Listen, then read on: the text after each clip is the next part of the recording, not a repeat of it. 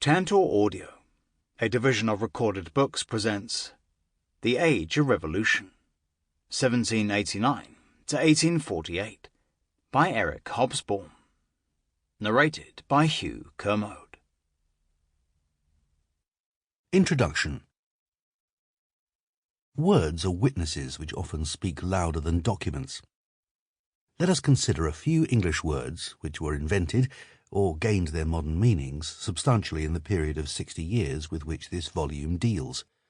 They are words such as industry, industrialist, factory, middle class, working class, capitalism and socialism. They include aristocracy as well as railway, liberal and conservative as political terms, nationality, scientist and engineer, proletariat and economic crisis, utilitarian and statistics, sociology and several other names of modern sciences, journalism and ideology are all coinages or adaptations of this period. So is strike and pauperism. Most of these either have international currency or were fairly literally translated into various languages. Thus socialism or journalism are fairly international, while the combination Iron Road is the basis of the name of the railway everywhere except in its country of origin. To imagine the modern world without these words, that is to say, without the things and concepts for which they provide names, is to measure the profundity of the revolution which broke out between 1789 and 1848 and forms the greatest transformation in human history since the remote times when men invented agriculture and metallurgy, writing, the city and the state. This revolution has transformed and continues to transform the entire world. But in considering it, we must distinguish carefully between its long-range results, which cannot be confined to any social framework, political organization or distribution of international power and resources, and its early and decisive phase, which was closely tied to a specific social and international situation. The Great Revolution of 1789 to 1848 was the triumph not of industry as such, but of capitalist industry.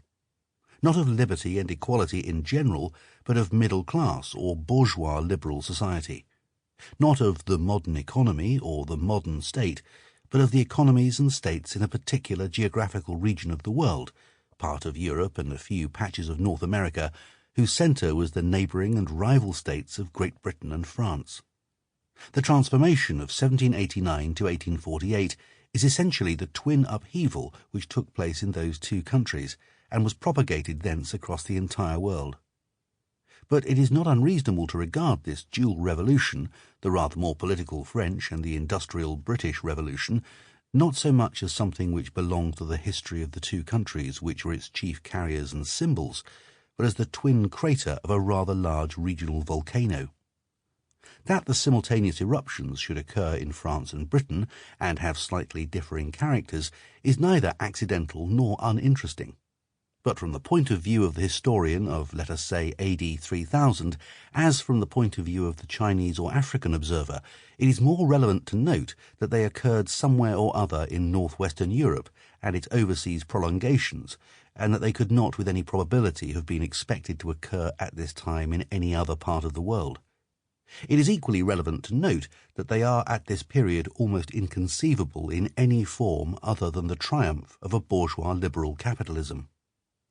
It is evident that so profound a transformation cannot be understood without going back very much further in history than 1789, or even that the decades which immediately preceded it, and clearly reflect, at least in retrospect, the crisis of the Ancien Régime of the northwestern world, which the dual revolution was to sweep away.